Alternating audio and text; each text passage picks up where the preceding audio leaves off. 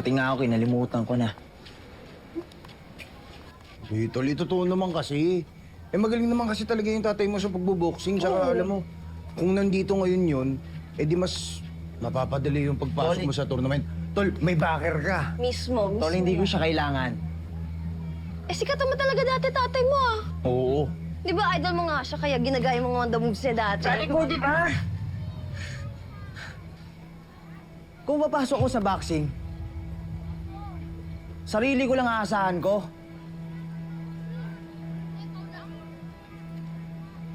Gusto ko makilala bilang ako.